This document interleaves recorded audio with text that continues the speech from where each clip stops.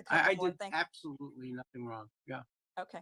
Well, many of us suspect that Jeffrey Epstein was an asset to Mossad, and that Ghislaine Maxwell was in fact an agent of Mossad. There's a lot of Totally evidence that nonsense. point to this direction, and No, that they there's no were evidence. operating a blackmail operation in order to get very powerful people, including people like yourself, in precarious positions to where you could potentially work on behalf of the state of Israel or protect the Well, state of Israel. I've been in working some on way. the state of Israel.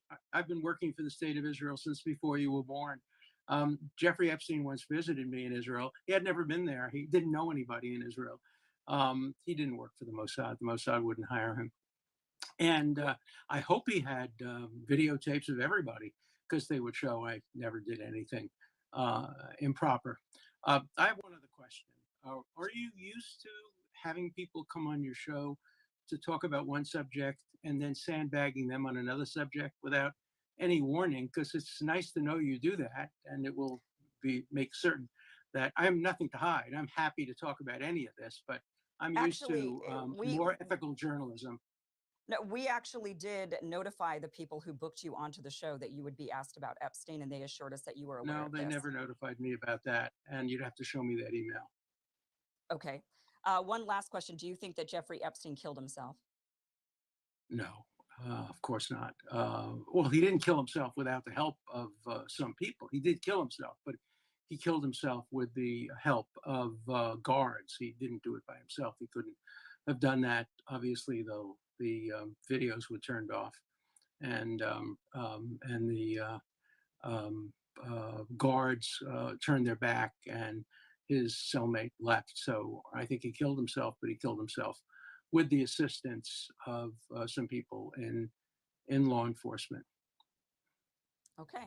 All right, Mr. Dershowitz, thank you so much for joining the show. Appreciate you. Well, being it's here. the last time. It's the last time you'll have me on your show. Just take it. I think I got what I needed out of you. Thank you very much. Well, you got what you wanted. Welcome to another episode of RBN Live. Got my boy Rome in the building today. What's up, Rome? That was a funny little clip right there. What's up, man? He was mad as hell. Like, oh, you gonna bring up this Epstein shit? She brought the receipts. I'm gonna bring up her tweet. So she posted this tweet. Actually, I can bring it up right now. And so this is actually from a tweet. And then she attached. It looks more like a tweet, not an email. She attached the email. Oh, here it goes down here, right here, where she says this is shows that his people was told. And I'll read it for those that are listening. And it says, now these are neither Kim nor Alan speaking. These are their people speaking to each other. And this is Kim's people saying, Kim said yes to Dershowitz today at 3:30 p.m. Pacific. That is a response, obviously, to a question. Then she says, and then this person says, she has to bring up Epstein, FYI. Let me know if Dershowitz can do today or tomorrow. Today is better. And then they respond. This is Dershowitz people says, I'll check with D. He's back to back today. So today might now work. That might be not work, maybe. It could be now work. But she's saying that's the receipt right there. I take it he needs some better handlers, or somebody in his corners might want him to get caught up, not clarifying what he was going in about. It is kind of thrown in there, but if he has a competent assistant, like imagine if you have an assistant, you've had one before, and your assistant missed a detail like this. Like your assistant, you know what I'm saying? Like you think you're coming up to show up to talk about, tour for the poor, building the library, and then they bring you in there. Hey, remember this tweet you sent 15 years ago right here? Like, you get what I'm saying? And then you're like, man, why are you telling me I'm coming to talk on a tour for the poor? And they like, I told your people. And then you find this out. What would your reaction be? everybody be fired. But I'm like, hey, you gotta expect it from, this is, this is coming to him.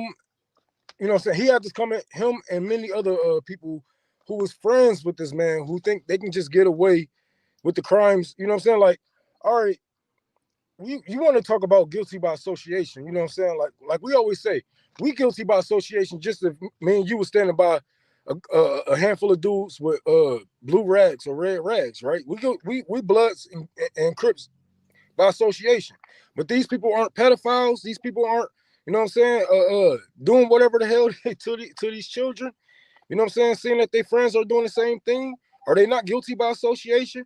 So I love that Kim Iversen brought this up.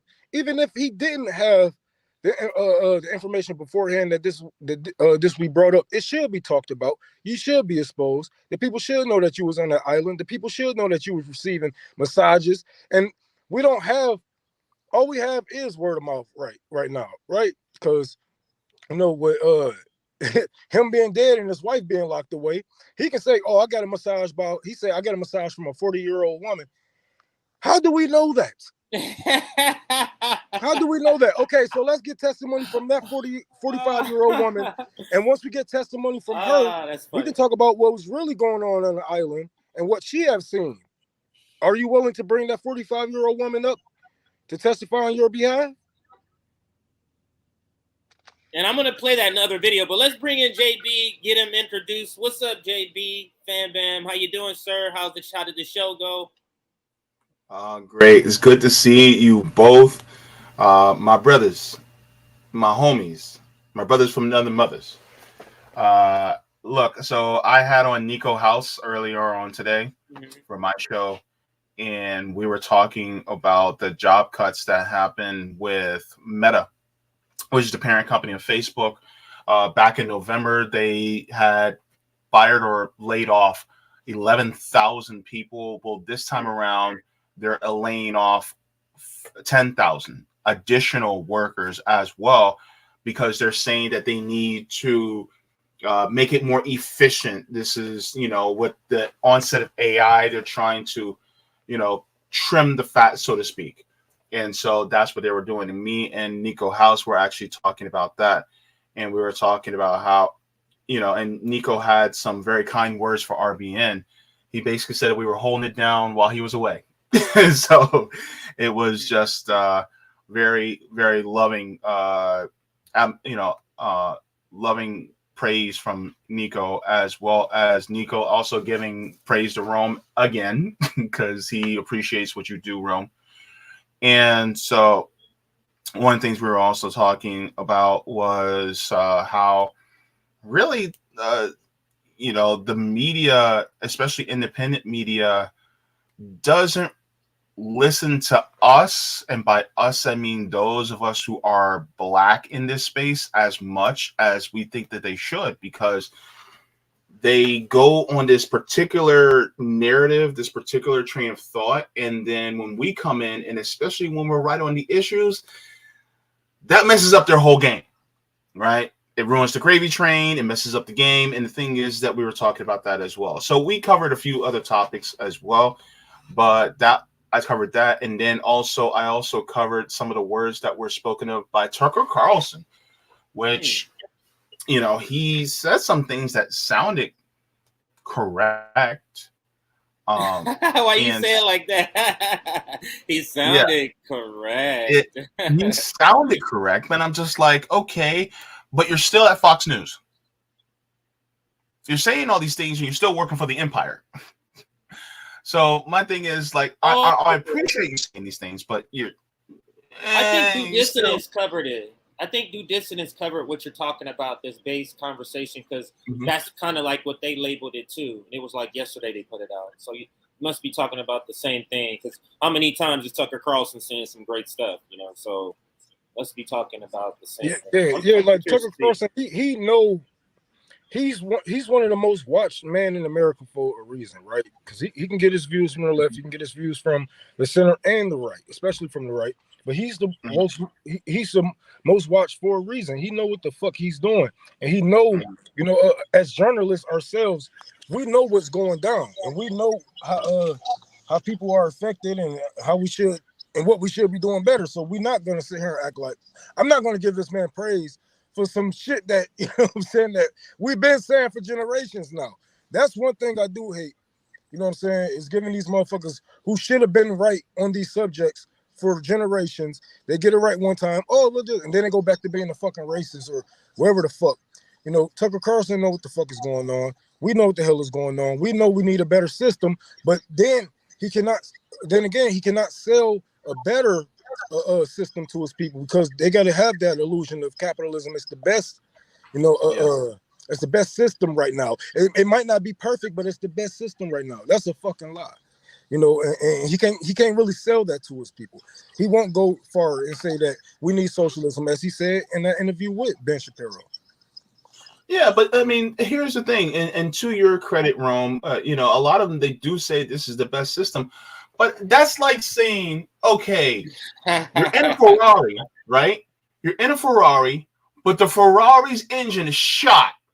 And you're like, but here it is. Here's a Pinto right there that's actually got a great, you know, brand new engine put in, and it's working really well. It may not look the best, but guess what? It got plenty of trunk space and all that. But you're like, no, man, that's a Pinto. I don't want to be in that. Let me get into my Ferrari that has the shot engine and keep trudging that along, you know, trying to make it go like Fred Flintstone with his 2 feet. And I'm like, no, you can't have that. Because the thing is, you can't get nowhere with that. The thing is, we're trying to get somewhere. And by us, I'm talking about poor people and workers. We're actually trying to get to a point where we can actually thrive. The point is that they're just sitting in that car and we're pushing it along as we go. And we're sick and tired of pushing. We want to ride. We want to sit in the passenger seat. We want to put on the air conditioner and put it on our face. And so that's the thing. When people say, oh, well, capitalism is the best system we have. Nah, you guys just don't want to move to a system that means that there'll be more equality, equity, and inclusion among all people. Yes, and look, I always have to remind people, you know, you can't have capitalism without racism. You can't have capitalism without slavery. And I'm not talking about some, you know, we are workers, how they stealing our wages, how, you know what I'm saying, during the pandemic, they got 1.5 trillion, we lost 1.5 trillion and on. You know, I'm not talking about the CARES Act, none of that. I'm talking about actual fucking slavery. Do you know how much free labor we get out of those prisons? You know what I'm saying? Not only from the roads, from firefighters, we get so much free labor that these jobs, you won't even be required. If you got out of prison today, you will not be accepted to do those same jobs that you did while you was in prison. We get so much free labor out of these people. Not only that, we run countries. Not just saying that we have a hand in our government. No, we are the government over there.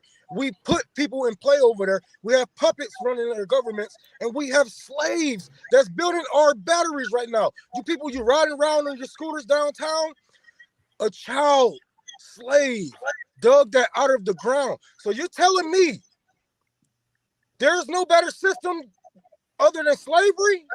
You guys want quiet slavery? Is that what this is? You don't want it in your face slavery? Lock them behind bars. You know what I'm saying? Do it on another island. Do it on another continent. But don't have it in front of me. Let me rip all the benefits. Let me reap all the benefits.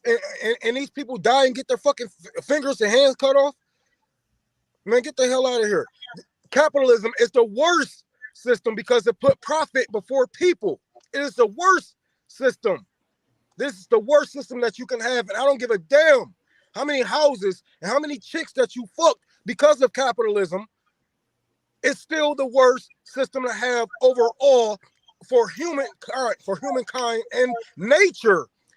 For nature, for one, animals have been displaced, has been erased from our fucking, just gone from our lands. We can never get them back. Now we got scientists trying to. No, we wouldn't have to do that if you guys just didn't knock down our homes and build condos for hundreds of thousands of dollars that nobody can fucking afford. You telling me that's the best system? Suck my dick. All right. All right. Oh, so yeah, let's get back to what we were just talking about. So let's show the second video. You mentioned it a little bit, Rome. Let's get back into the conversation about Kim Iversen and the interview she did with Alan Dershowitz. I think that's how you say his name, on Epstein. She had some questions on. And so let's listen to the second tape. We started with the intro with the more salacious when she's talking about Epstein, and then he's pushing back. But let's go to the beginning of the interview with this clip right here. Mr. Dershowitz, while I have you here, I covered the Jeffrey Epstein case extensively, and your name came up quite often. Virginia Giuffre actually accused you, then later backtracked, say that she had made a mistake. There were others who had also accused you, but you had said that they couldn't properly identify you or certain parts of you, and therefore...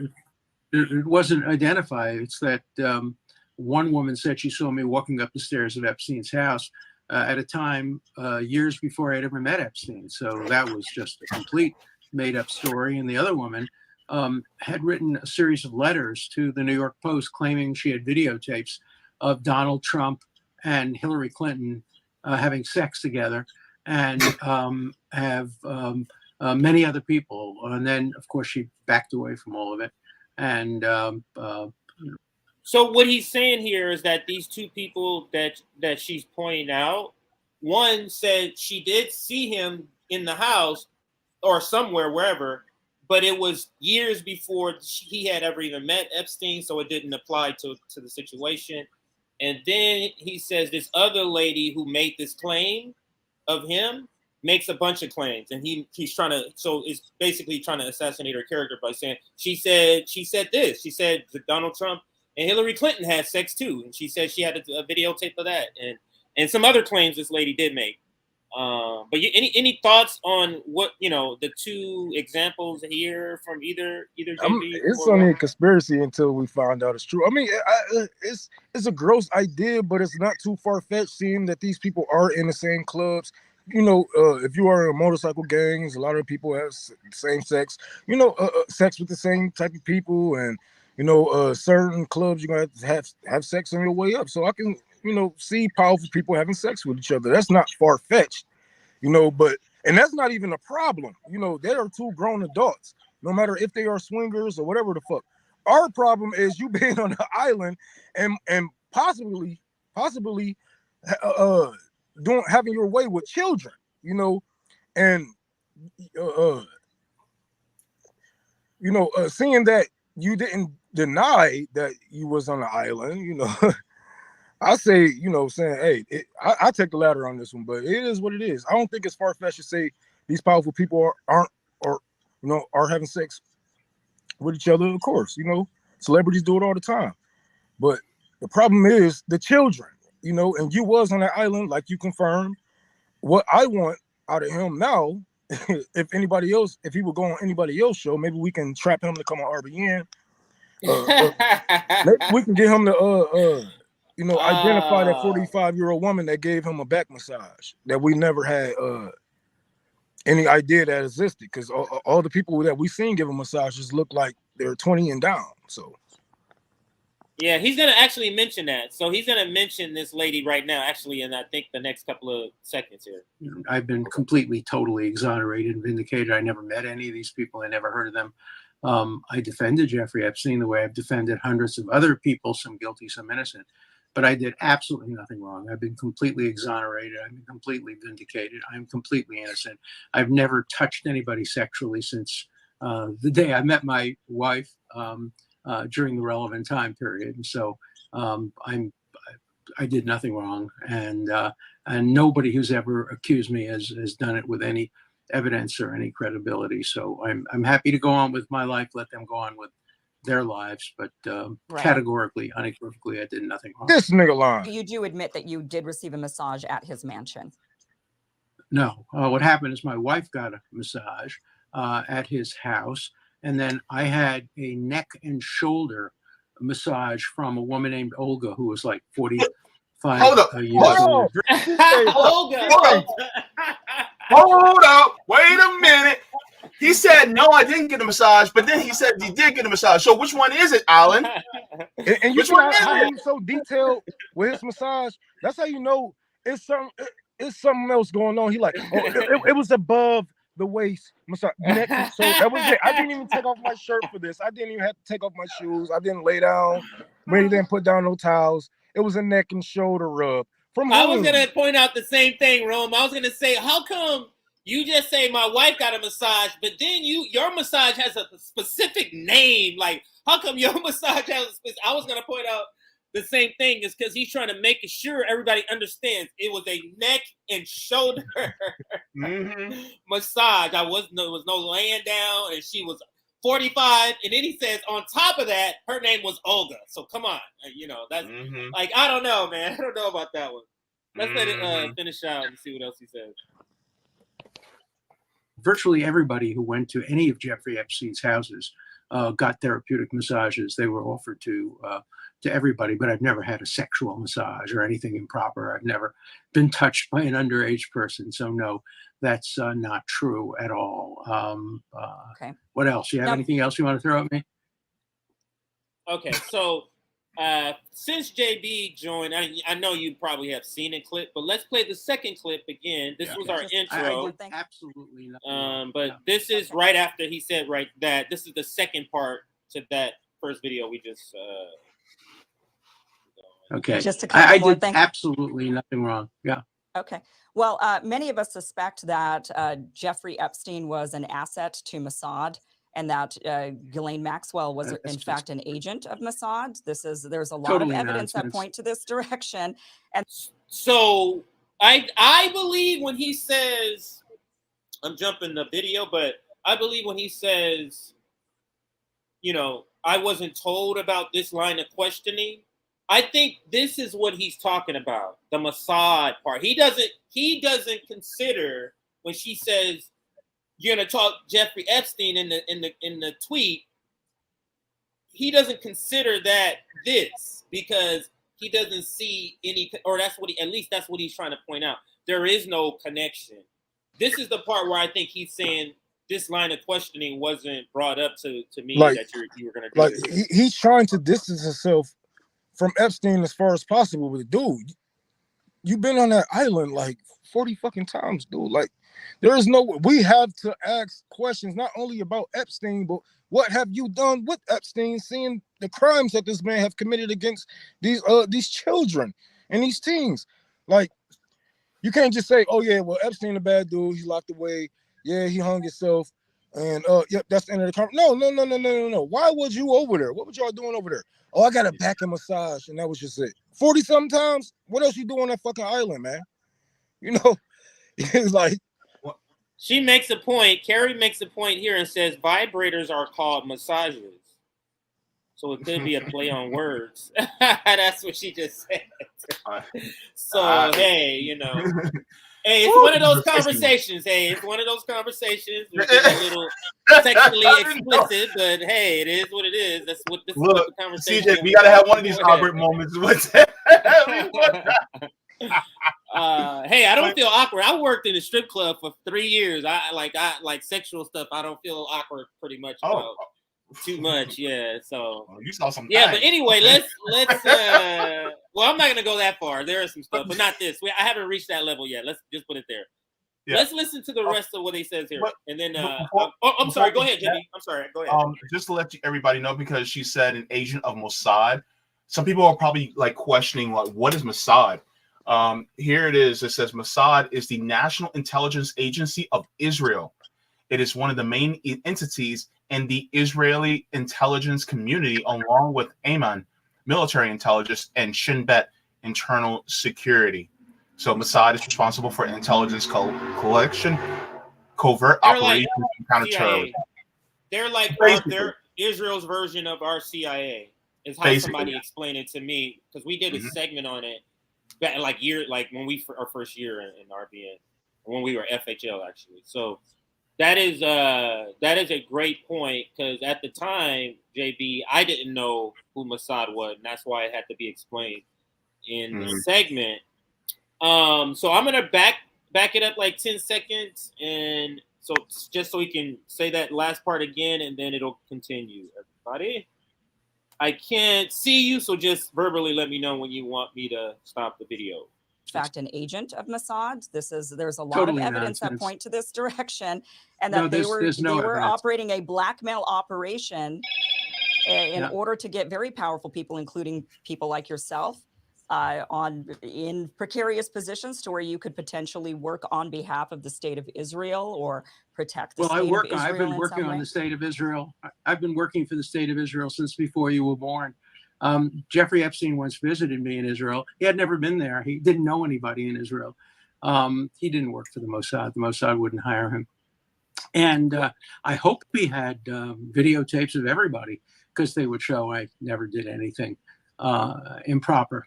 I have one other question. Are you used to having people come on your show to talk about one subject and then sandbagging them on another subject without any warning? Because it's nice to know you do that, and it will make certain that I have nothing to hide. I'm happy to talk about any of this, but I'm used to more. Oh man, that was classic how he brought that shit up. But I mean, it's kind of gangster. He brought it up right there. He didn't wait till like off camera. He was like, "Oh, this is what you doing?" He answered the question, and then he's like, "Oh, this how you run your show, okay?" Man, But go ahead, man, JB, or Ron, go ahead. Sure this man is responsible for multiple deaths and a lot of SAs and RAPEs. So I'm pretty sure he don't give a damn about Kim Iversen and her show. You like, oh, you want to go there? You don't know how powerful I really am. You better shut the hell up. All right. So, JB, I know you have the face. Did you want to chime in? Did you also want to chime in? Somebody has to clip that face from that like 10 seconds Look, let's just luxuriate in the fact that Kim got him shook, like somebody said in the comments, because I noticed, if you guys see in the earlier of clips, if you notice, his right eye is twitching. I noticed that too. Yeah. There's only a couple of times where your eye may twitch like that, and it's under high stress. Could it possibly be that he feels pressed? Somebody said she caught him with his pants down. I wish we did. No, we don't. I wish we did. We don't. No. That way this motherfucker won't be here live right now. I wish they do have cameras. No, you don't. No, you don't. That's some shit. That sounds like some shit I say get caught cheating on my baby mama back in the days. Man, I wish they would. You would see me and my boys just chilling in the club. That nigga lying. If they had cameras, do you know how many people would be under investigation going down for, man, they are burning evidence. They are getting rid of people. People are dying. People are getting locked up with no accountability for the people that, you know what I'm saying, that they done fished out the put on these young women. Like, come on now, man. If it was cameras, we would have caught him with his pants down. I'm pretty sure it was cameras, but the powers that be, I'm pretty sure that they got him, because the powers that be is more likely on those cameras also, like Trump, and Bill Clinton. He has a painting in there of him in a blue dress. Like, what the fuck is going on? You freaky deaky motherfuckers. All right, let's play the video. Let me know when you wanted me to stop it, fellas. Did anything improper.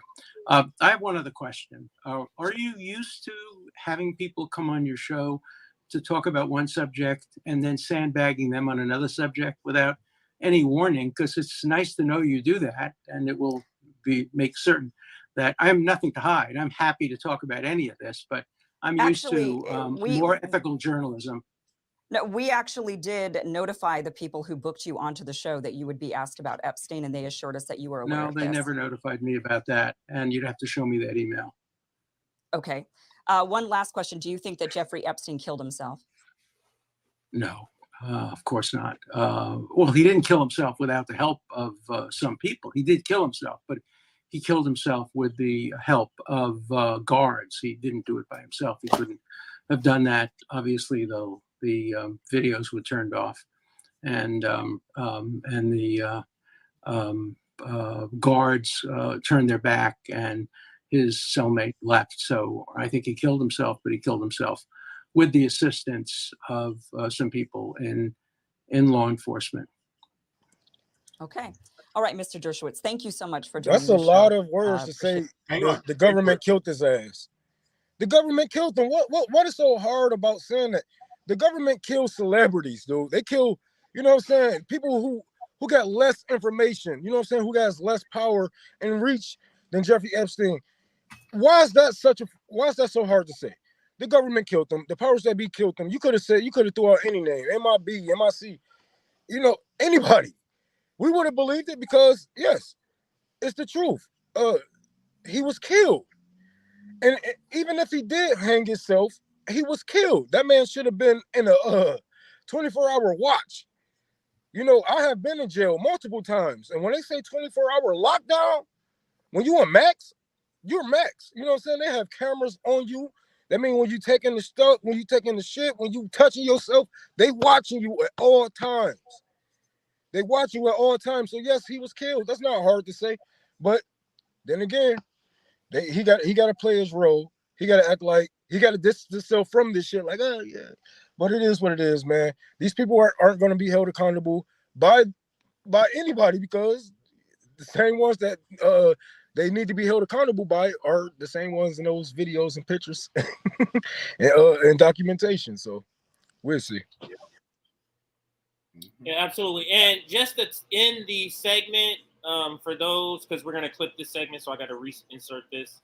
And I don't know if you saw this, JB, but this is the proof that she posted that her people did bring up to his people that he was going to be asked about Epstein. And the blue is her people.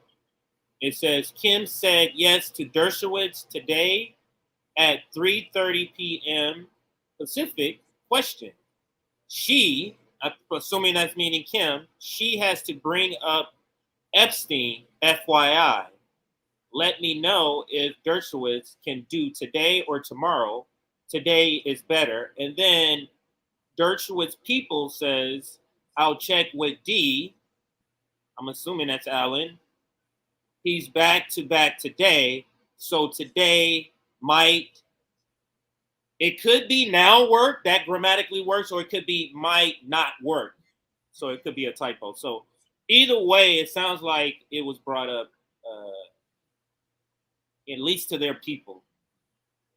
And I'll ask you the same question to kind of close this out, because I asked it to Rome. I asked Rome, like, if he was brought on the show and his people didn't tell him something like this, we brought him on the show to talk about Tour for the Poor, and then we get him on the show, and then we want to ask him about old text 15 years ago.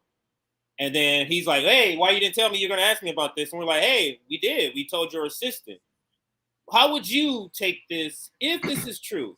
If it's true, his assistant didn't tell him, and, you know, by this on the video, I guess that's the claim he's trying to make. If you were in this situation, if somebody, hey, JB, we want to bring you on to talk about all the work RBN is doing in the community. Okay, yeah. And they bring you on, and it's completely something else. Some scandal you had back in high school. Hey, what about you in this picture right here when you were doing, you know what I'm saying? And then it's like, well, why did you trap me like this? What kind of journalist? What do you mean trap you? We caught you doing straight face, JB. We caught you doing straight. And then they say, I told your assistant, JB. What would your reaction be? What if your assistant, if you had an assistant, if you had an assistant, like, and this was slipped up, let's say, you know, your guest, the person who interviewed you, was able to produce, look, this is the text where I told your assistant that, look, I'm going to bring up blah, blah, blah in high school when JB put it in the ice cream machine. I mean, you know I would apologize to the person interviewing me, and I would be like, I'm sorry, I was not aware, I was not informed by my assistant, and then I would take that up with my assistant. That's pretty much all it would be. Because the thing is that, you know, if it was given to the assistant to give to me, and then they okayed it as if I gave them okay, then I'm going to be like, you know what? I apologize for saying that. I shouldn't have said that. You actually did reach out to my assistant. My assistant was the one who dropped the ball. And so I'm not going to blame you for asking the question. I'm going to blame my assistant for okaying the question to be asked in the first place if I did not want it to be asked. Okay, this is Yeah, pretty. yeah. I don't think somebody This is like pretty him. funny. Somebody in this corner, somebody in this cabinet, they don't like him too much, and they let that slip by just because they wanted him to be exposed. And we have people like that work for a lot of evil people and be like, you know what, it's about that time you've been exposed. You've been abusing us for too long. You've been abusing the people too long. You know, it's time for a slip up. So I believe somebody has set him up from the inside out. From the inside. It's always an inside job when some shit go down like that. Guaranteed, though, that's going to be clipped and then shared on mainstream media one day. Watch. Wait, which part, JB? Which clip part are you saying is going to be clipped? The part about sandbagging, and then the things that he said, you know, regarding the massages and stuff like that. I honestly think the whole thing is going to be clipped and then used in mainstream media at least at one point at a time, because this is big. That's Alan Dershowitz, man.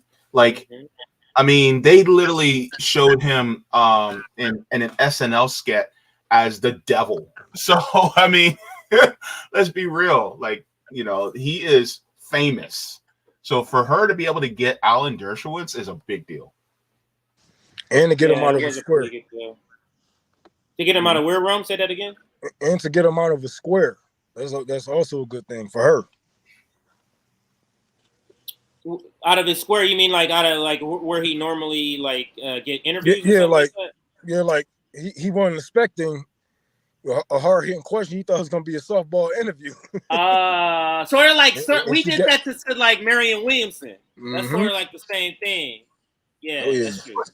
I also think, and maybe it, you know, it might not be this, but let me just toss this out there. It also could be a sexism thing.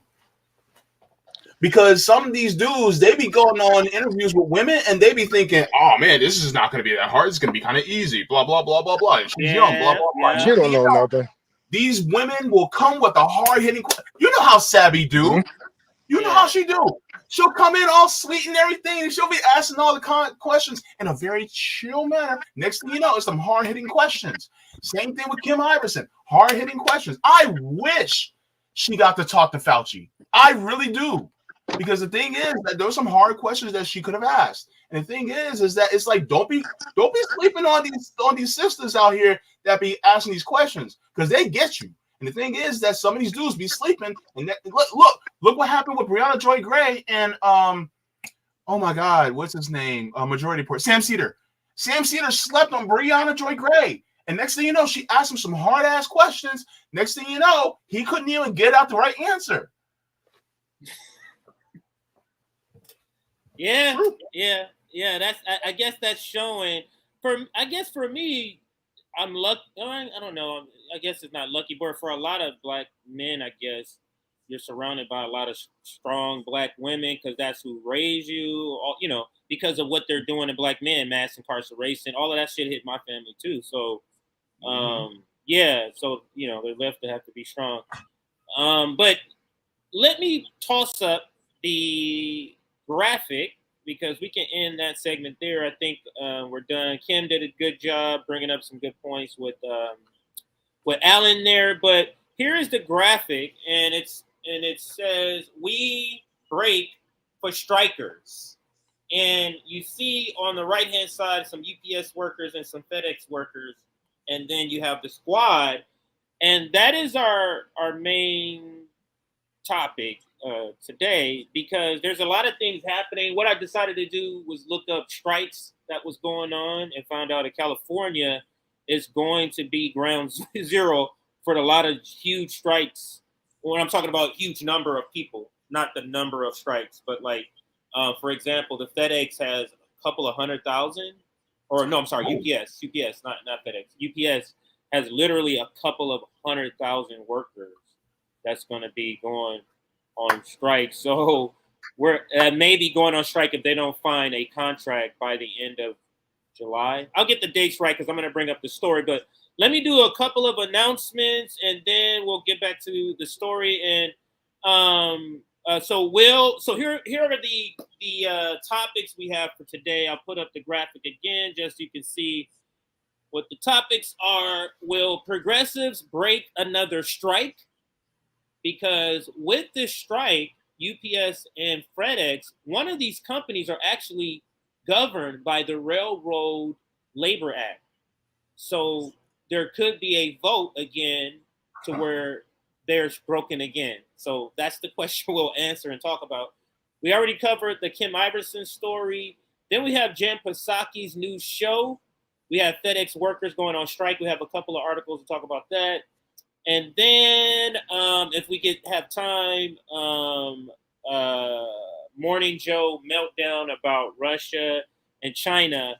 And then Rome and JB, your topics. I didn't get yours, but if you have topics, of course you can. You were on your show, JB, and Rome was in the library when I asked, like, what's up with topics. So if you have extra topics, we can insert those in. I'll make sure I get them in the description box. But let's first go to our website and go to announcements. And let's go here. This is our website. So check out our website. Let's throw up the URL. Here's the URL, Revolutionary Blackout Network. Now, there's a lot we got to add on. For example, in our outreach. Wait, is it outreach? Yeah. For the library section, there's a ton of video. It's going to show chronologically the work Rome has been doing. So there's a ton of pictures and stuff we need to add for this section. For example, Rome, and then more pictures and stuff for Tour for the Poor. But if you go to our website, this is where you can check out, what we're about, some extra information about us. If you want to join the movement, be on our mailing list there. Some of our stances. It'll show our latest clip that you can view from the website. You can check out Summit, some other items. What is RBN Media? Oh, this is some of our more popular videos. You can also see that on the website. The other thing is we are in the middle of a fundraiser, a labor fundraiser. You saw all the great graphics that Erin has been making, and if you haven't seen the latest video she made about the police murdering kids, you got to check it out. But if you're able to contribute to our employee fund, Venmo is Revolutionary Blackout. Cash App is Mutual Aid Forever. And if you prefer to use like GoFundMe, then just email us and we'll email you our GoFundMe. I don't know off the top of my head, and Nick is having issues with his internet and stuff. So email us and just put in the title GoFundMe fundraiser. Put in the subject line, GoFundMe fundraiser, and we'll send you our GoFundMe for our labor fundraiser. And then I also want to bring in Rome, because you're also having a fundraiser. So during this announcement segment, if you want to talk about the fundraiser, this is RBN. I shouldn't have said it that way. It's not separate. Rome is bringing up because he's the one that's handling this second fundraiser. I'm handling the labor fundraiser. So I want to bring in Rome. This is all RBN, but let's bring in Rome to talk about the library fundraiser that he's handling. So if you want to talk about it, Rome, I'm going to go to your page and bring up some videos as you're talking about it. All right. Thank you, man. Thank you. Yeah, we I want to say halfway done with this library, y'all. The electricity is not up to code, but I have found some electricians to come out and help us out for free. They're going to rewire the whole building for free for me. But we still raising money for the carpet. We still need mud, paint. I need felt paper because this week I'm going to be scraping off the roof and replacing that. The shingles in there. Somebody had donated $1,000 to us last week, and that's how I was able to afford the shingles and all the stuff that go with it. And soon as I got the money it was gone, because it takes a lot trying to get up this building. I'm going to be working on the ceiling is going to be the last thing that I'm going to be working on, because kind of like the drop ceiling is more work than any other thing. It's more precise than anything that I'm doing right now. As you can see, that's me and CT. That's when we had leveled the ceiling, because the original ceiling, it was just, they just had it leaning. So we got it leveled, we got it steady. It can hold whatever the hell we want to put up there. So we got that. We're ripping up the carpet right now. I'm building a ramp. Tomorrow I'll be done with the ramp. I'm turning my stage. I don't know if you guys have seen it, but it's a stage inside of the library. I'm going to be turning that stage into a ramp, because the stage is going to be I want it to be handicap accessible, and that's where the bookshelves are going to be. So people in wheelchairs, walkers, canes, they can access without hurting themselves and whatnot. We want to make sure that anybody can get in and out safely as possible. We raising money for lights. We're going to need a lot of light. So all together, we're going to need just $2,000 for the carpet, $2,500 for the carpet. I need $200 for drywall, fucking $150 for the mud. I need $400 more for the paint. And damn, what else am I supposed to do in there? We got to throw some corners and a lot of them little knickknacks. But that's what I'm working on right now. The carpet. Like, if you can donate to Tour for the Poor, Cash App, $, Tour for the Poor, Venmo, Tour for the Poor, PayPal, Unholy Rome 6. And if you want to stay anonymous, put anonymous under, so I won't shout you out on Twitter and put all your business out there. But because he does shout out everybody that donates. So if you don't want that, and then I don't know if you can see it, Ron, but I have all the links on the screen, okay. The Cash App, the PayPal, and the Venmo. I think this looks like this is the tweet you did. You say your sister showed up and you posted it. So this is some of the work. This is the community doing it. You can see, and we gotta do a before and after, because these walls that you see right here didn't look like this before. So you got to see like some of the work. But you see her there, his sister doing some of the work. One of the panels there. So go ahead, Rome. You're gonna. If anybody is in Detroit, I saw somebody said they was in Detroit. If you're in Detroit, email us. You know what I'm saying? That's the information right there. And we're gonna trace you over to me. If not, if you have a Twitter, go on Twitter and follow me on Twitter. DM me. My DMs are open. Right now, I'm doing a program with I wouldn't say a program with Detroit. It's a program with felons and people who have caught certain cases, whatnot, for community service. So if you got any community service that you need to get off, I can write it off for you. You don't have to do all, but you can come out, help. I have a couple of people that's coming through. We're gonna be helping them get right off their community service, and I just want to help the community, help build up the community. As you know, we're gonna be having woodshop classes there every weekend. This is the electricity right now. This is the before of the electricity. That shit is damaged, my dude. Man. That shit is fucked. Like, I do flooring, but I don't know a little electricity, but that shit is you just tear that whole shit out right there. Yeah. So we're gonna get that. Once we get that out, I'm pretty sure I can start doing the woodshop classes like ASAP, because we don't necessarily need to have too much access to the building, because everything is going to be outside the building. We're going to prop up the tools and whatnot. But as long as we get that done, I'm gonna have that worked on Wednesday. I'm gonna have the ramp built Wednesday. Have the rest of the drywall put up the same day, because since the electricity is gonna be done, we can throw up the rest of the. So Wednesday is gonna be a good day. Yep, we're gonna be start the mud some more, start wet sanding, but it's gonna be coming together. I say late July, the door should be open. If not, August, September, earliest September, the door should be open to for everyone. Word. Okay, so I think that's the last video we'll show. You guys have the email on the screen.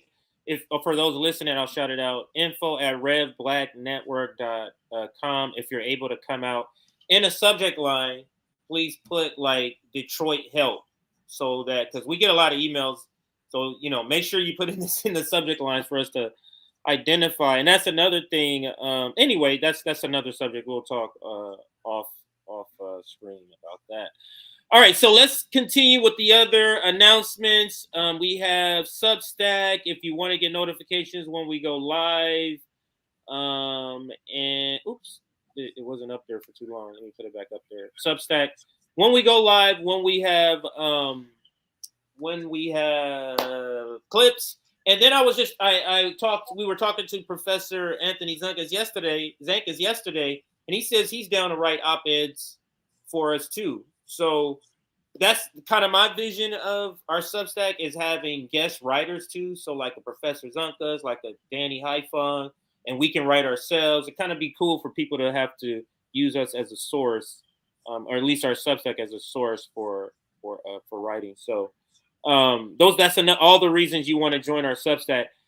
Last thing, give us a like. You see the work that RBN is doing, what Rome is doing in the library, what we're doing on the ground at the anti-war protests, feeding the poor. Give us a like for that. If you're able to donate, please do. JB, I don't know if we have any super chats before we get back into the but before I do that, go ahead. Yeah. Also, for our graphics designer, please make sure to go. We're also raising money for our graphics designer, Aaron. So you guys can go to Venmo at Revolutionary Blackout Network or Cash App $ Mutual Aid Forever, because we love kitties. So make sure to donate. Absolutely. I almost forgot that one. All right. So I'm here for it, bro. We could get into one of the main stories here. And this is about labor. We want, as RBN, want to start having more labor participation, labor outreach. So let's bring up this first story that I have, and I tweeted about it. So let me get out of my DMs before I share my screen. Hold on 1 second. Okay. All right. So now let me share my screen. And there's a couple of articles that I tweeted about that we'll talk about in the context of will progressives break another strike? So there's a couple of things happening with the UPS and let me put a label up here. There's a couple of things happening with UPS and FedEx. UPS and FedEx. The two things that are happening is, so one, this is something I didn't know in researching this topic, and that is they are having a fight amongst each other along with their own internal striking. UPS and FedEx, and there's the reason is, and it's the law, it's the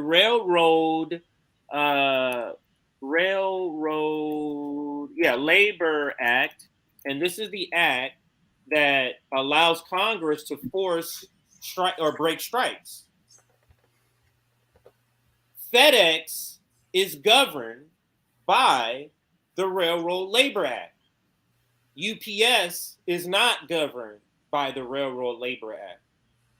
This is why the strike that's coming up for UPS that could come in this summer could be huge, because that's several 100,000, and they cannot break the strike because they're not covered by this act.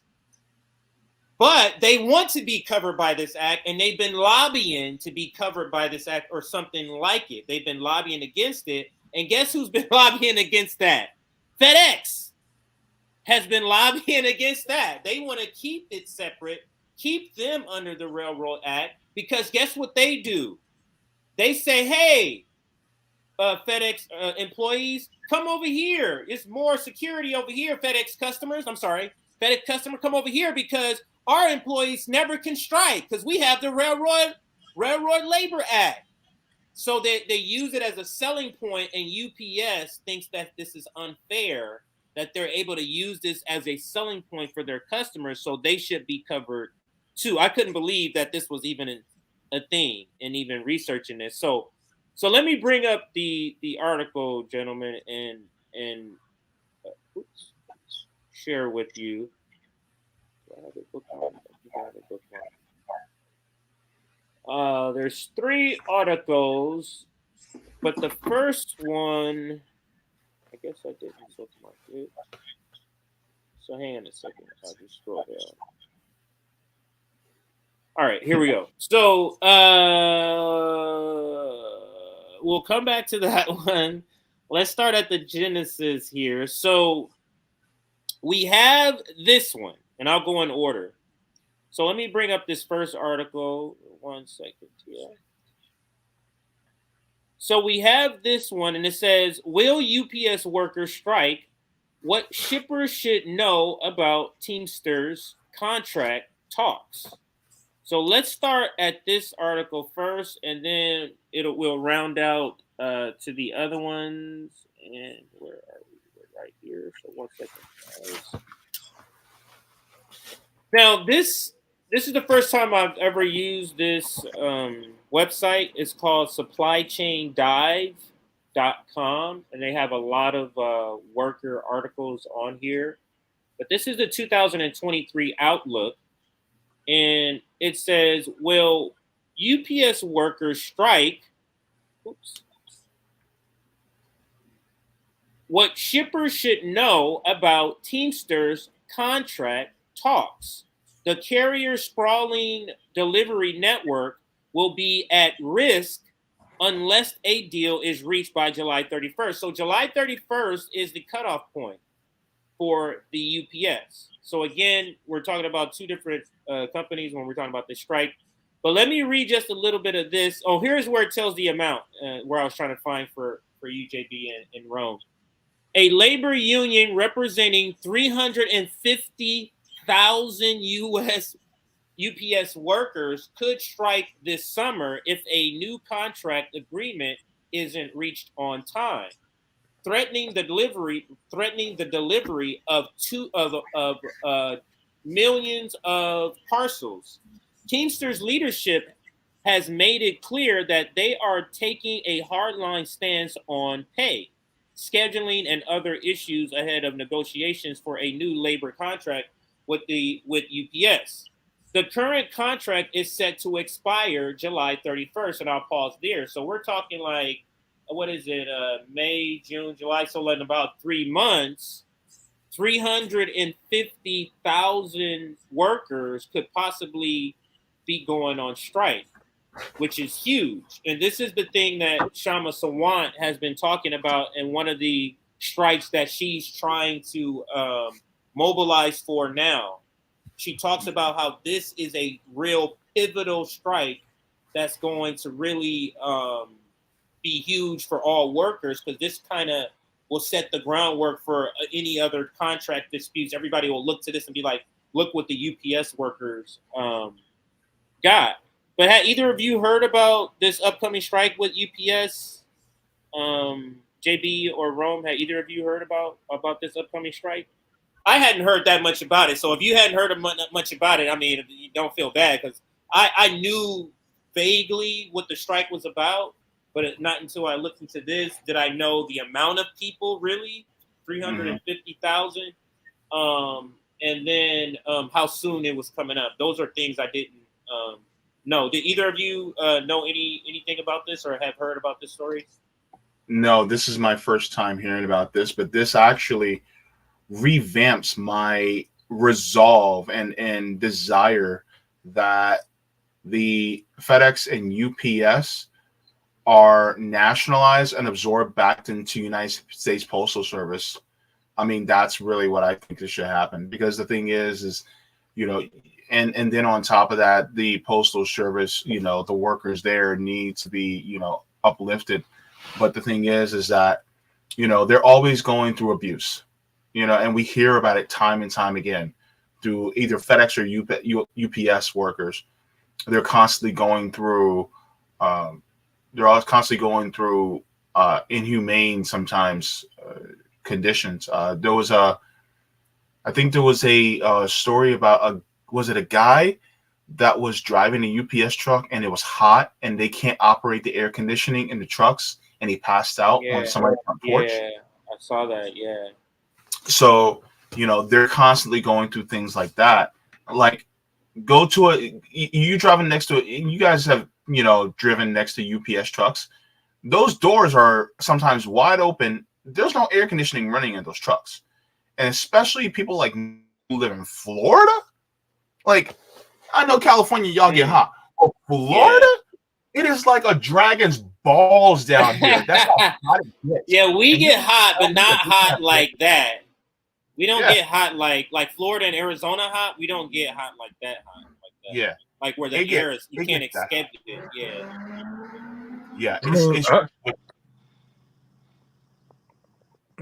My bad. Go ahead, bro. Like this, I saw this on Twitter earlier, so I haven't read too much into it. I ain't really had too much time, but it's not surprising because where else is the workers? What else is the workers going to do? You pushing the workers, you keeping the wages low, you're raising the retirement age. You keep pushing them, their backs against the wall. What else are they going to do? Now, hopefully, this strike has a domino effect. We see FedEx, UPS, and hopefully, our railroad workers will have, the backup that they need. It's not that they don't have the balls, it's that the proletariat just don't care enough to actually take care of them if they was to actually do a wild strike against the government. So this is, hopefully this has a domino effect and falls into a wildcat strike for the railroad workers, so we can get, not only the shit nationalized, but we can get them better conditions, or conditioning in their trucks or whatever the hell the thing is. I think we should just go for it all. And with hundreds of thousands of people protesting, this can easily turn into a general strike in America. But we have to be frontline for our people. We have to be there and let them know, like, look, we're not just here for one or two things. We're here for it all. You know what I'm saying? Because Paris, they burning their shit to the ground just because of the retirement age. Yeah, I know. Just because of the retirement age. They have done that to us 3 times already. 3 times already. Not one fucking building burnt down. You know what I'm saying? So I think it's really gonna have to hit home for Americans to actually feel the burn, for Americans to actually get a sense of urgency. Like we was explaining earlier, a lot of these people are comfortable, even though they know capitalism is draped up and dripped out with slavery. They don't want another system because they can't imagine another system. But I think this is their chance to push socialism on the people. This is our time to go frontline as communists and be there for them. You know what I'm saying? Not no Democrat, Republican bullshit, talk on the microphone for a couple of minutes and get the fuck. No, we building organizations together. We building networks together. We out there, you know what I'm saying, all day, all night. Hunk if you like, you know what I'm saying, if you like unions, you know what I'm saying, et cetera, et cetera. And like Team State, they don't even let their people organize locally. We got to stop that. We got to break the law, you know what I'm saying, in order to get our people right. We got to start organizing, even if it takes for the people to organize outside of Teamster and bringing the organization inside that motherfucker. That's what it's going to take. But we got to be there with the people, and we got to make sure that we put socialism, not a band-aid on capitalism, because this was going to happen. They're going to give them people a check. They're going to give them a check. They're going to give them a couple of more benefits. It's not going to be what they wanted, but it's going to be just enough to keep that wheel going. And then, boom, they right back to fucking, oh shit, it's here. Somebody donated a car to me. Look.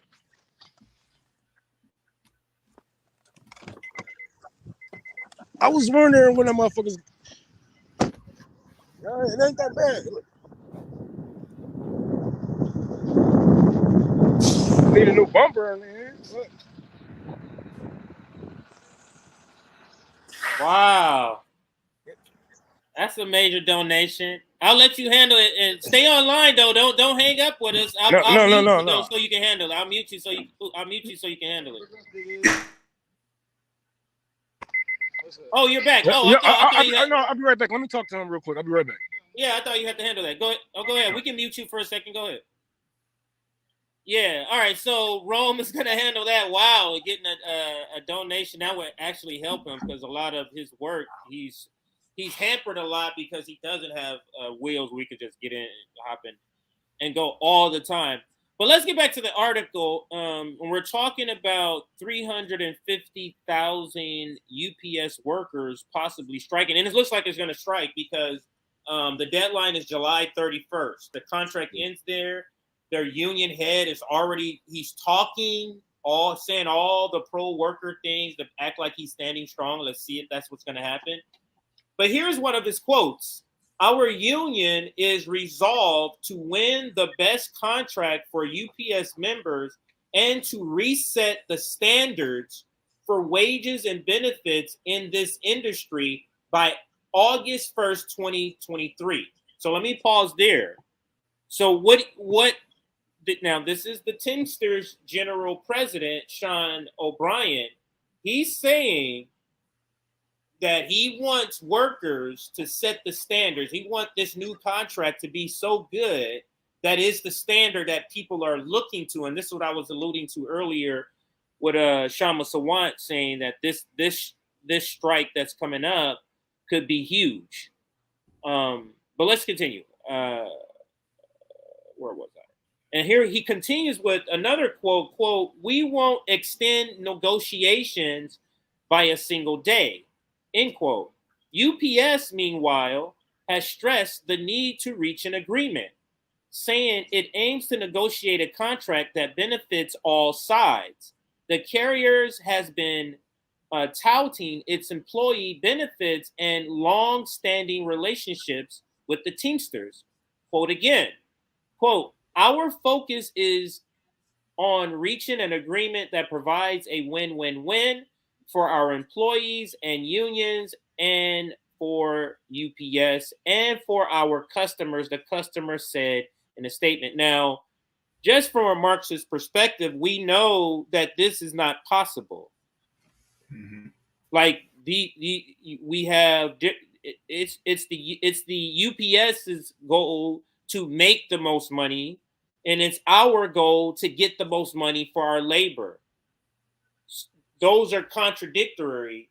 So that is not something that can happen, because if you're going to do the best for the employees, that's going to make the average capitalist upset. And JB, I hear you. Did you want to chime in here with something? I hear you. I was just looking at the average salary of a UPS driver. What is that? We want to chime in with that right now. Yeah, the starting salary for a UPS driver is $18.75 an hour. It says at 12 months, it rises to $19.50 an hour. At 24 months, it increases to $21 an hour. And after 3 years, it jumps to $25 an hour. Now, so the biggest jump is on the third year, is for what I can hear what you said. The biggest jump is on the third year. The first 2 years, it sounds like $1 and something. Yeah, allegedly, like $1 and then $1.50. It gradually goes up. Yeah, but the thing is that in Orlando, Florida, even if you're making $25 an hour as a driver for UPS, that's still not good enough. You can still need to make over $30 an hour just to survive in Orlando. I was just about to say that $18 starting out, you can't get no place out here for no $18 an hour. We're not working even working 40 hours. You're not getting no one bedroom. I think because we reported on this, RBN did, and we can't remember the exact number, but it's something like, and this is like the housing task force reported on this, where they do this annual report and they tell you what does it cost for the average person to make, how much per hour does a person need to make in a particular state to afford a 1-bedroom and a 2-bedroom. And in California, and I know Florida, I remember Florida and California being at the top of that list, it's something like $30 some odd an hour in order to afford like a 2-bedroom or something like that for your family. You would have to be making $33 or something like that an hour. For a 1-bedroom. I'm sorry, for a 1-bedroom, and a lot more for a 2-bedroom. So you can see even what they're saying they're paying, they're thinking that's a high pay. Even that amount is always not enough to me. Yeah. It's always not enough to me. Yeah. And Carrie Scott actually put in a good comment, says after 3 years, $25 an hour is poverty.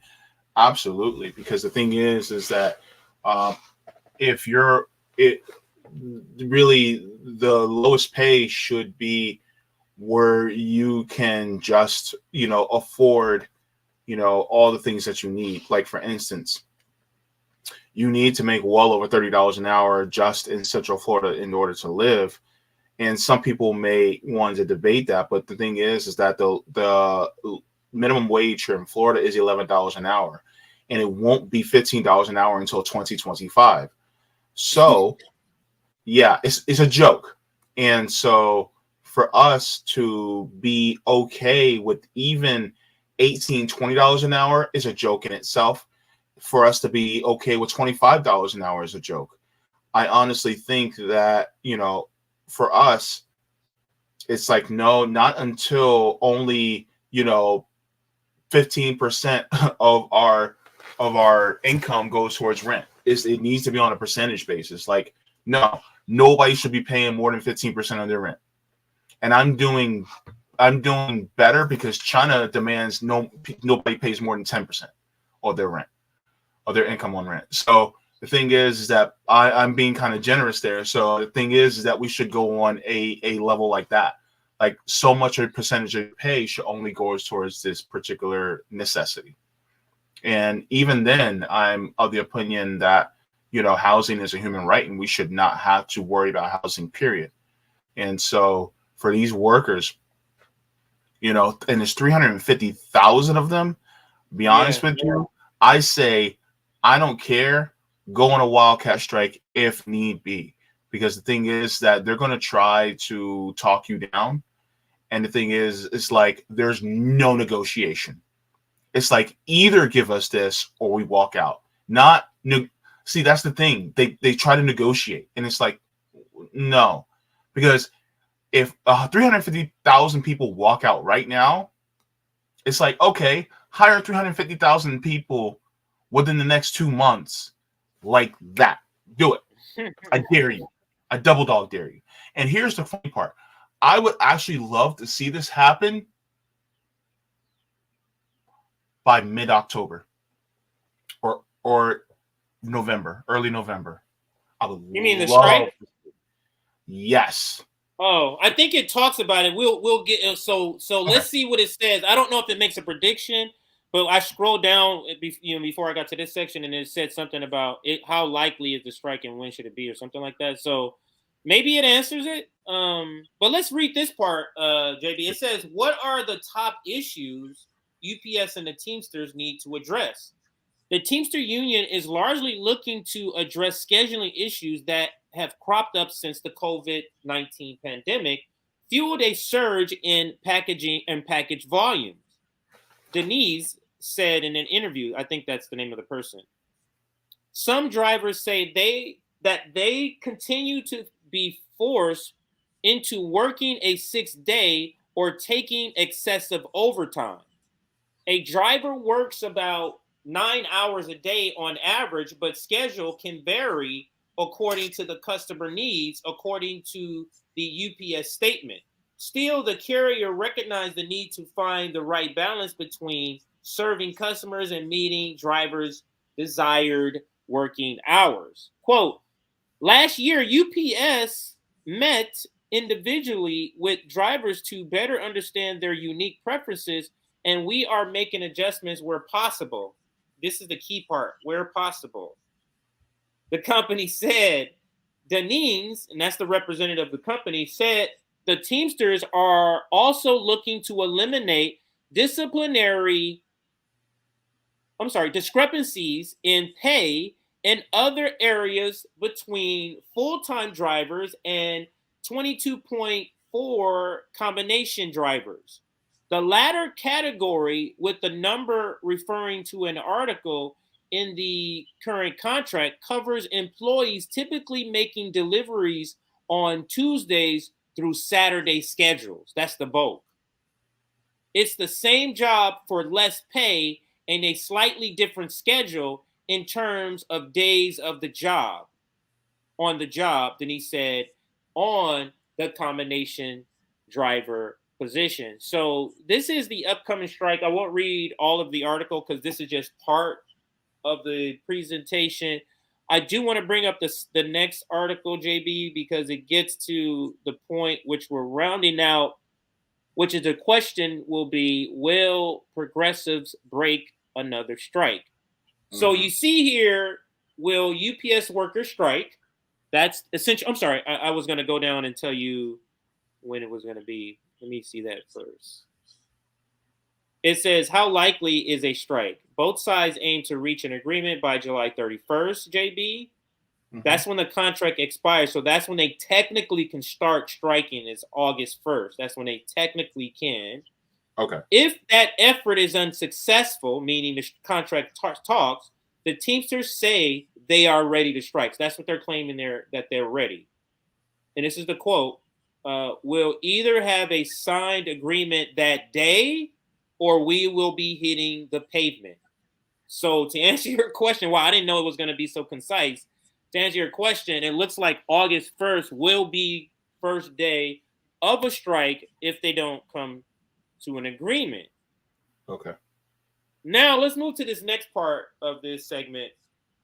This article says, FedEx urges customers to shift volumes from UPS to avoid strike risk. Now, this is your competitor. UPS's competitor coming in saying, hey, UPS is about to go through a big old strike with thousands of workers. And it's going to affect, because UPS is way bigger than FedEx. It's going to affect lots of people.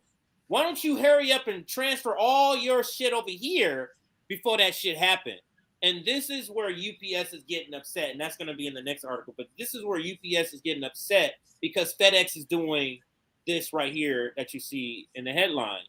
Did you want to comment? I can't see you if you were going to say something. Oh, yeah. I could already see like what they're trying to do. The ultimate goal. Do you want me to go ahead or you want me to wait? Because no, you can do you. Here's my prediction. UPS goes on strike. They strike so bad that it actually cripples UPS. Once UPS starts to cripple, they start to lose money. FedEx actually takes the money that they have, they buy up UPS, and they consolidate it into more of a monopoly. But the thing is, they can't necessarily call it monopoly because they're still technically competing with the United States Postal Service. So it's technically not a monopoly. So therefore, they're still safe from the government applying whatever antitrust laws that it thinks it should, even though the government will never really truly apply antitrust laws because they're in cahoots with the capitalist dictators. But that's what they're trying to do. And it's like, okay, they want to get all that business over to them, then they grow even more, and then they can probably absorb UPS. Now, to your point, let me see it because it's vaguely recalling. I did do a screenshot. Oh, I did. So let me see how big. Now, FedEx average daily package volume is 16.5 million a day. They have 600,000 employees. Their average revenue is 84 billion. I don't know how much bigger UPS is to make it, but UPS, I know they're in the billions as far as yearly deliveries, and their yearly count is in the billions. That tells you how big they are. But let's read a little bit of this article. FedEx urges customers to shift volumes from UPS to avoid strike. The carrier is telling shippers to act before March 31st. That's coming up. That's literally 10 days away. If they want to avoid potential disruption this summer. So they're talking, when they say shippers, they're talking about large companies that use UPS in their everyday business, like to get things around. They're telling you, before 31st, if you don't want any sort of glitch in your system, you need to get your shit switched over to them by the 31st. And that is the email that they've been sending out to people. So let's read just a little bit. Oh, actually, you can listen to some of this article. Let's see how it works. Let me just listen to a little bit of it. FedEx urges customers to shift volumes from UPS to avoid strike risks. FedEx is advising customers to shift their volumes away from UPS to avoid disruptions from a possible strike this summer, according to company messages to shippers obtained by Supply Chain Dive. Customer volumes onboarded by March 31st will be included in the carrier's capacity planning ahead of the potential strike date, according to an email sent to FedEx customers. 3 separate industry sources said the email mirrors messages FedEx has sent to other shippers. Switch your UPS shipments to FedEx before March 31st, 2023 to ensure your volume is prioritized, the email said. Don't wait until it's too late. A labor contract between UPS and the Teamsters is set to expire on July 31st, and the union has threatened to strike if a deal isn't reached by then. FedEx told shippers that if a strike occurs, no single carrier has the capacity to absorb all of UPS package volume. I recognize the possibility of a disruption can be unsettling, so I wanted to reassure you that FedEx is committed to prioritizing volume from our current and actively shipping customers to maintain operations and service levels, the email said. A presentation accompanying the email said after March 31st, capacity will be prioritized on a first-come, first-served basis. In an emailed statement. Okay, we can pause there. So I'm building the story, so I hope that I'm not taking too long, and Rome is back. So Rome, tell us how things are going with the car. I tried to unpause you. Go ahead. You got the car. Does it look okay? It's cool. Everything cool? Oh yeah, everything is cool, man. Of course it's gonna need some TLC. It's been sitting for a little minute, but shit, it looked good to me. They got they donated with a bunch of clothes and covers and pillows for the homeless. So it's beautiful, man. I never thought I'd see the day people would throw a fucking car my way, but it's a beautiful thing to see, man. I really appreciate it. I can't ask for, something. I didn't ask for it, but I wouldn't ask for something like this. This is just heartwarming, man. It's good to see, people out here helping each other. Because actually, she had offered me this car before I got this car. We just really lost contact with each other. She's been really busy, going in and out of town and whatnot. And it's finally, it's good to finally get it off her hands. And, I can get more people to come out. More likely, I can get the care party because a lot of them don't have cars. We can drive each other around a little bit more, come out to the library. And it's beautiful, man. Yeah, that's awesome. Cool. All right, so let's round out the story. So we're rounding out the story, Rome. I know you already know, but UPS going on a strike, 350,000 workers. FedEx, in this second article you just walked in on, the second article I was covering is that FedEx, their competitor, is saying, hey, all the customers for UPS, why don't y'all come on over here? They're about to have a strike over there. Y'all come over here because FedEx feels secure because FedEx is governed by the Railroad Labor Act. And they are feeling secure that their employees can't go on strike. And this is a selling point that they sell to their shippers. Go ahead, Ron. What pisses me off the most is these people have a lot of faith in the people not having balls, not having a spine. Yeah. You know what I'm saying? They don't give a fuck. They will openly say, hey, come over here and we can fuck them openly together. They're not going to do anything. They're not going to do, if we tell them not to strike, they're not going to strike. Just come over here and fulfill all your corporate needs. Like, it's such a punch in the face, a kick in the guts. It's sickening to see corporations aren't shaking in their fucking boots. When 100,000 people say, hey, we're going to get up and we're going to strike, we're going to get up, and they're not shaking, that means a lot. that really means a lot. And I hate to say it, so I hate to be, a bully or whatever the fuck you want to call me, but you people are too soft. You letting the CEO of Nestle still walk around talking about human water isn't a human right, while your same family members are getting poisoned, while he's taking tons of water out of Lake Michigan for pennies on a dollar. You know what I'm saying? Railroad workers. Come on, man. Y'all know these CEOs. Y'all know these bosses. Do something about it. I'm not saying do that, but do something. God damn. They shouldn't have the confidence to sit here and say, come over here and let's fuck these motherfuckers. They should be shaking in their boots and said, damn, 100,000 motherfuckers about to walk out. We should do something to fulfill their needs. We should be doing something to make sure that they, stay happy and stay working. But no, in this capitalist society, that's all we got.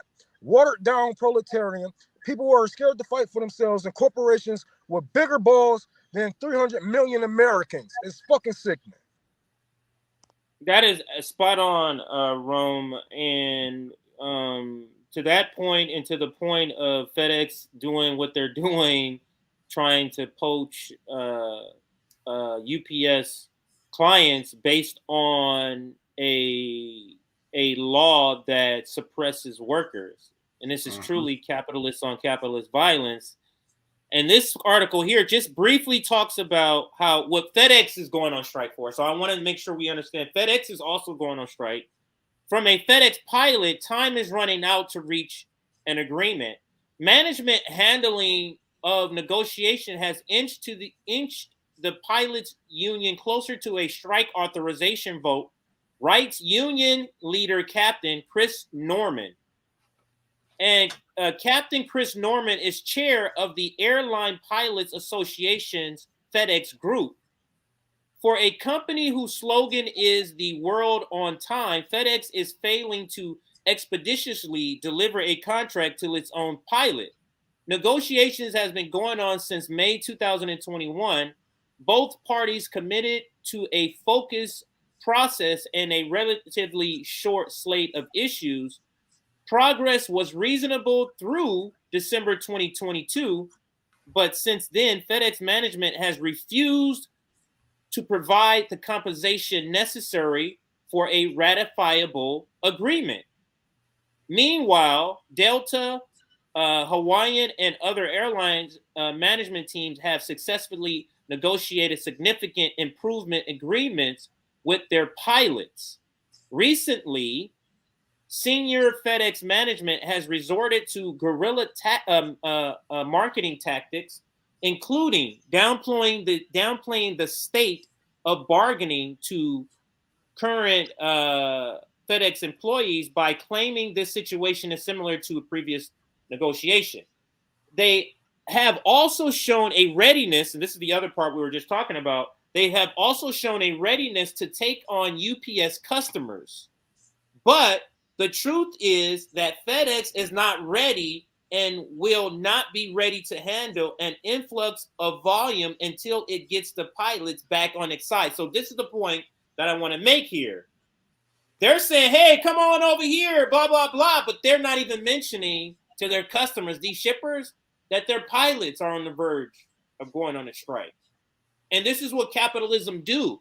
Oh, you see this mainly on cable news network. You got a cable provider, and then the station goes out and they have a dispute. Oh, they have a dispute and they want you to pay the same amount, even though ABC is no longer provided by them.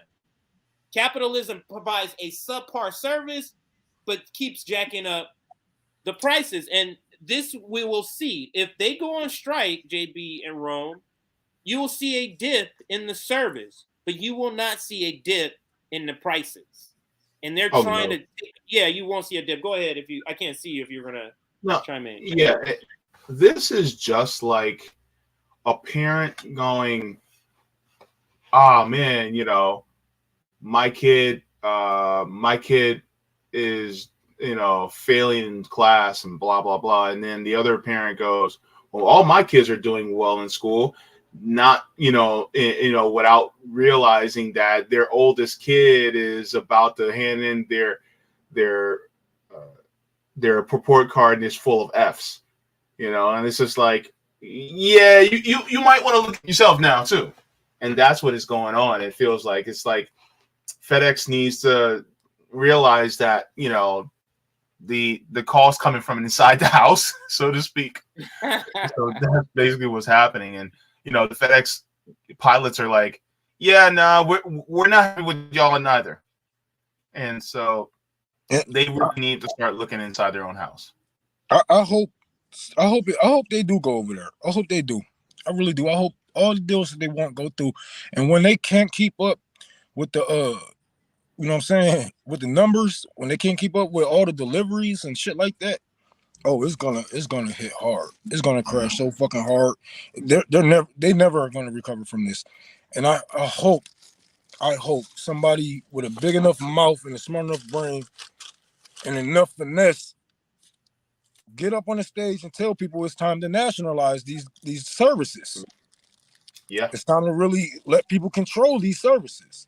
And when I know a lot of people think nationalizing is when the government has it. No. We're gonna nationalize it and let the people have control of it, just like how the people should be getting paid for their electric grid. The people should be getting paid for the water that they claim for their citizens of their states or towns or wherever the fuck. We should be getting a kickback, not them. They shouldn't be making profit off of something that we give.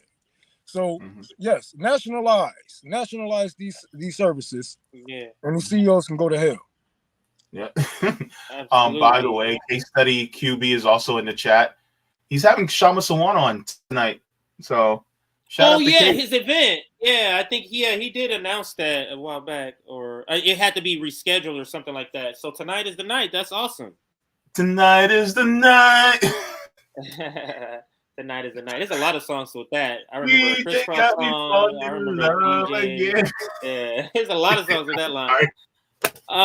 So the next question, and this will kind of cap off this segment. This last question is: will progressives break the FedEx strike? Also, because listen to this part of the article, and I'll finish this article with this part.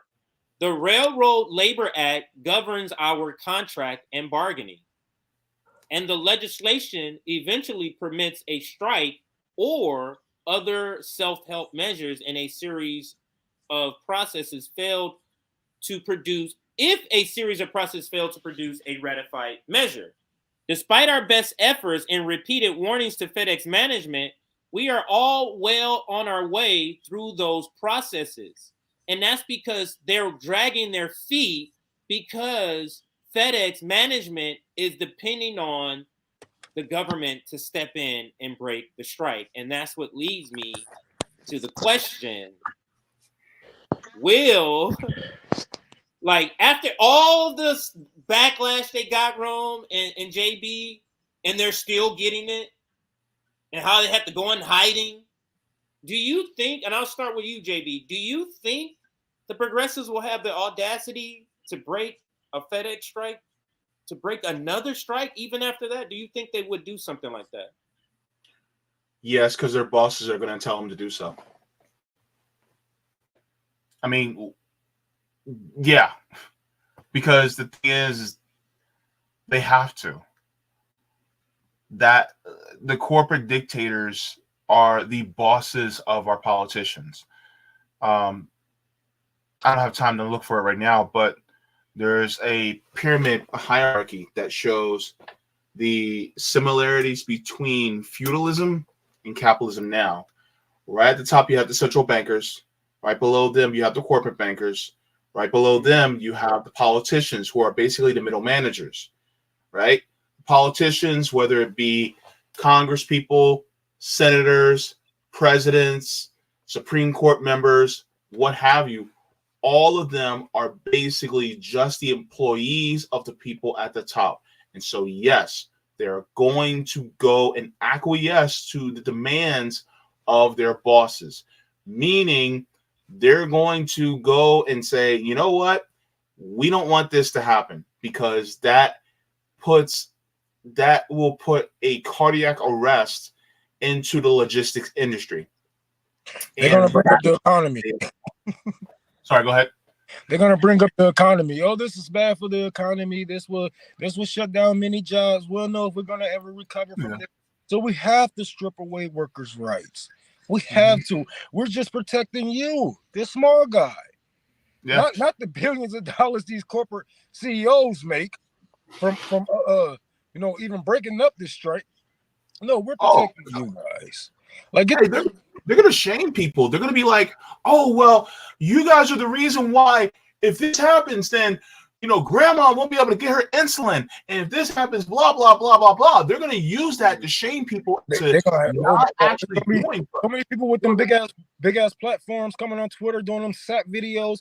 Oh well, I have to drive like a normal human being, probably 5 miles to the pharmacy because I stay in a rural area and I have to get medicine for Gram and Papa.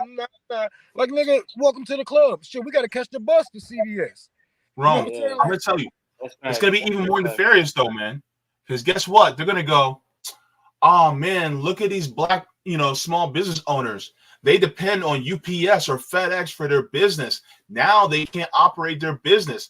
Look at what you guys are doing. This is all your fault. And because you guys are too greedy, then they won't be able to operate their business. And now they're going to lose their house. They're going to use that they put the proletariat versus the proletariat every single time.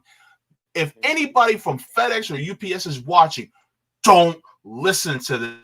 Do not listen to them.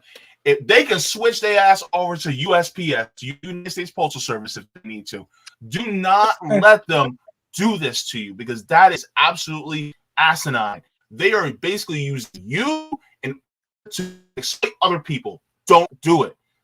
And I like that you brought up the black small businesses because they are going to use those as you know what I'm saying, as examples. But who gives a fuck about small black businesses? They don't give a fuck about small black businesses because they wouldn't have shut the motherfuckers down during the pandemic and kept Walmart, Target, and etc. open, right? So, motherfuck small black businesses anyway, because all you motherfuckers do is try to suck on the teeth of capitalism any motherfucking way. So I don't give a fuck if your small black business shut down. If your small black business isn't built off of socialism, isn't pushing socialism, isn't pushing communism, then death to it, then, nigga. I want the workers to have a better way. If it comes to it, fuck it. We're gonna have to crush capitalism. This was gonna happen. This is gonna have to happen. And if small black businesses are in the way of that wave, then damn it, they're just gonna have to get crushed with the tide. I'm tired of these motherfuckers using our face and our skin. Why we can't crush capitalism? Why is it a bad time to fuck the economy? Fuck the economy. Fuck the country. Fuck capitalism. We need a whole new system, and we're not gonna get it by being nice. We're not gonna get it by having what Fred Hampton say. We're not gonna replace white capitalism. Black capitalism. It's not gonna happen, nigga. So motherfuck your small black business if it's not pulling us towards liberation, my nigga. So fuck you. And if you're not paying your workers over $25 an hour while having proper insurance, motherfuck you really. You know what I'm saying? And that's almost every small business, either black or white. So yes, your business have to get crushed in order for capitalism to fall all the way. But we can rebuild from ashes. We can rebuild from ashes. But what you people are afraid of is actual work. See, when you guys say that, it's a trope of black man scared of a hard day's work. You guys are actually scared to rebuild a system from the ground up that's not built, that's not based off slavery, that's not based off somebody else's labor. We can rebuild the system, a better system for everyone, but you are afraid of losing your footing that you have here. You are afraid of losing the house that you have here. You are afraid that the proletariat is going to come after you and not after the powers that be. So, hey, if you feel like that, then motherfuck you, like I said. your business should fall. This article here, I'm not going to read it. Just showing you, this is I put this in the description box. This is the article that talks about how UPS is not governed by the Railroad Labor Act and how FedEx is. That's what they're talking about when they say UPS and FedEx worlds apart on labor law, because one is advocating and lobbying on one side and the other. So UPS wants to be governed in the same sort of way. because they want to be able to force their people back to work, like with the railroad and FedEx has that right. And it's because, this is a little known fact, or maybe you do know this, FedEx was initially founded as an airline. That's why they're governed by the Railroad Act, because the Railroad Act also governs airlines too, or some airlines, I don't know if all of them, govern some airlines, because the whole idea is that these industries are so integral to capital, we can't even let workers believe that they are in control by letting them strike. That's essentially what it is, and that's why FedEx is governed by it and UPS is not governed by it. So since they're not governed by it, that allows their workers to go on strike. That's why the strike is even possible this summer, that they're even gearing up for that, because they know ain't nobody can stop that one. No one. Ain't shit So else to do. Ain't shit else to do this summer but the fucking strike, my nigga. Ain't shit else to do. We ain't got nothing to do. We ain't got nothing else to do. They're like, all the distractions that they're going to try to throw your way, you can go to all the football games, all the soccer games, all the basketball, baseball games, and those motherfuckers are not going to distract you from the shit that's going on home, from the disasters that's going on home, from the rent that you cannot pay, from the car note that you cannot afford. Capitalism must fall. And no amount of distractions is going to distract the people from that goal. Like, people are going to want answers of why things aren't better. You know what I'm saying? Especially under Biden. That's what y'all promised us, better. But things have gotten worse. We can tell, we can actually feel the inflation now. You know what I'm saying? My little Honda Civic, take $40, my nigga. That is nowhere else in the world. Nowhere else in the world does a Honda Civic. That's insane. No, like a gallon of milk is $6 in Michigan. People are feeling it. You know what I'm saying? And sometimes they have to feel it at home for it to come. For them to actually do something, but motherfucker, they are not going to be able to get away with this. There's no amount of gaslighting that they can get away when people can go home and feel it for themselves, and not just look at the TV and say Detroit is going through this, 32 cents to this country in Africa, blah blah blah. You know, it's at home, it's on your block. The neighbors are knocking on your door asking for sugar. You know what I'm saying? Type shit. It's on your block now. What you gonna do? It's actually at your door. You know what I'm saying? What you gonna do now? But we'll see. We'll see what the workers gonna do. Maybe they get fed up and just overthrow this motherfucker. You never know. Americans are unpredictable. But for the most part, these corporations, we have to focus people towards being pissed off at these corporations. Make sure that they always stay pissed at these corporations, because they're gonna try to throw everything our way. It's gonna be a motherfucking plane that fall out the sky. It just distract your ass from what's really going on. Okay, gentlemen, that's all I have here. JB, I want to give you the final word on this topic. I don't know if you had any final words on this topic before we close the segment. JB, I'll pass it to you.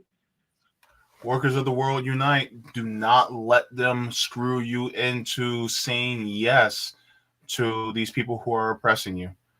Make sure, and then those of you who are not part of this industry, support them.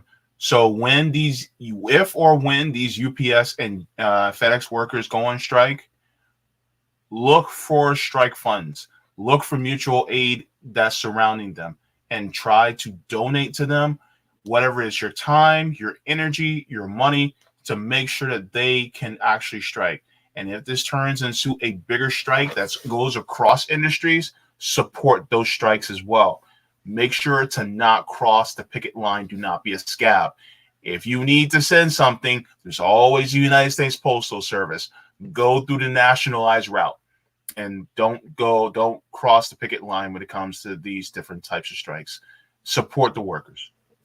I swear I better see them non-violent revolutionaries there, because they be talking the most shit. Rome, you shouldn't be violent. We can do this another way. Okay, well, you got people that's planning on doing a general strike. Take advantage of it. Do something with it.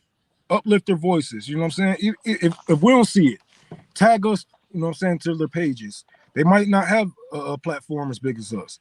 You know what I'm saying? We might not see it all the time. Might be too busy to see it. But I better see you non-violent motherfuckers at that strike, at all these strikes. The anti-war strikes, the worker strikes. Y'all better get on the ground, build an organization if you don't like the organizations around you. But I better see y'all motherfuckers on the ground. Oh, and I want to give a shout out to AR. AR donated $100 at the beginning of the show for the library. I want to shout him out. But y'all get on the ground, man. It's about that time. Oh, and we only got so much of it left. We only got so much of it left. Take advantage of this time. Take advantage of the desperation that people are living up under, and make sure that we push socialism in a good light their way, and make sure, you know what I'm saying, to so we can teach them what the government has been keeping away from them, teach them the truth about socialism, teach them the truth about communism, and why we still going through the same things that they promised us that they was going to keep us from the horrors of communism. You know, they was going to keep us away from the horrors of communism, but we're going through the same things. So, yeah, just get out there and build. If you don't want to join, you can always build. But I love y'all. Thank you for donating to the library, and I'll see you on the ground pretty soon, man. Cause I'm going to one of them strikes when I get done with this. Yes, sir. All right. That's all for today. I do have to take off. If there's any super chats, and Rockfin, JB, you're welcome to read them. I got to take off and get on the road and pick up my daughter real quick. So I don't think there is. I did run a check. I didn't see any, but if I missed any and you have any, do you see any? If not, I can close it myself. I can close the show. I'm checking right now just to see because. Okay, you want to? Yeah, we want to make sure. Before we... But yeah, I'm checking right now. Hopefully my computer worked fast enough. Yeah, let's.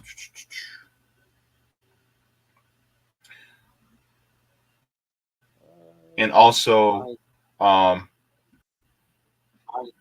anybody's at it, yeah, we got tips on Rockfin.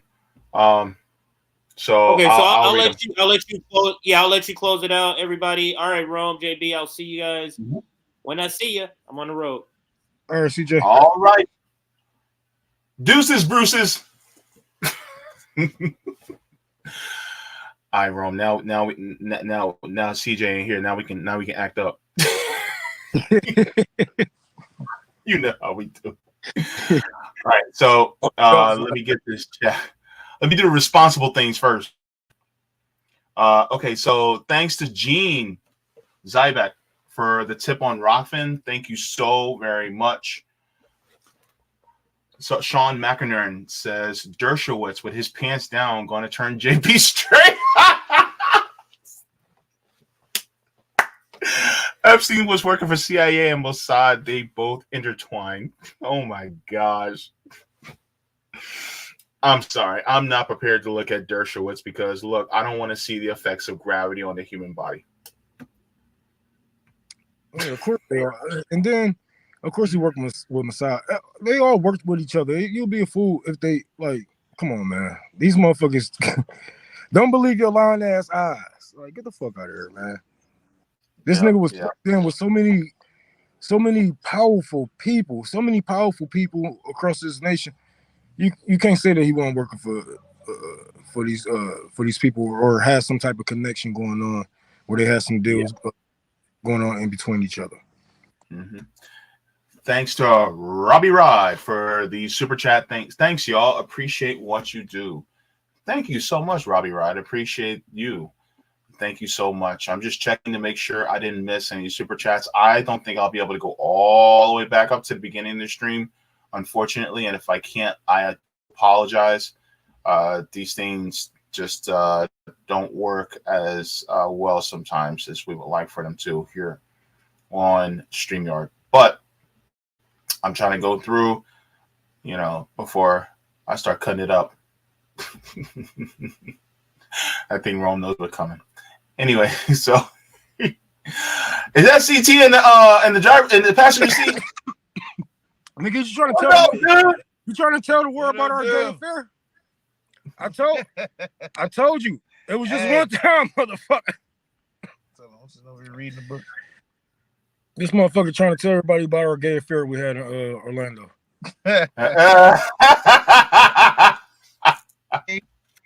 It was one time, and you suck my.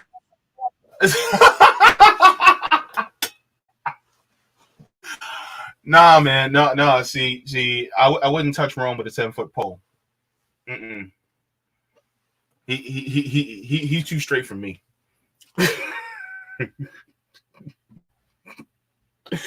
Anyway, by the way, everybody, if you guys also would like to donate to our for our fundraiser for our graphics designer Aaron at Venmo at Revolutionary Blackout Shop $mutual aid for as well, so that we can pay for our graphics designer because she does amazing graphics for us. So thank you so very much. Any last words, Rome? We about to head out. Smoke them if you got them. No, I'm playing that shit. Like, motherfucker. He said it. He said the thing. I'm probably about to go grab a couple more supplies for the library since I just got a couple donation of $100. I'm about to go grab some wood for the ramp. I need a couple more $100 for this damn ramp. Then man, I hope I pass inspection because they're gonna be like, oh well, you should have had somebody come out and do this and that. I'm like, the building came with this ramp. I'm gonna just lie if it's not, you know what I'm saying. If it's not to their liking, but I'm gonna do my best. I'm gonna have a wheelchair there to make sure it's not too steep, it's not too low, but donate to RBN, donate to the library, subscribe to our Substack. Subscribe to the fucking YouTube because I know some of you motherfuckers hate watching. If you hate watching, shit, that's even better. Now you can, you know what I'm saying, watch on time. You know what I'm saying? You can hate on time this time instead of catching us 30 minutes into stream, you know? Like, oh, them bitch ass niggas going live. Oh, yeah. This. All right. Mwah. Forehead kisses to every single one of y'all. Deuces, Bruces.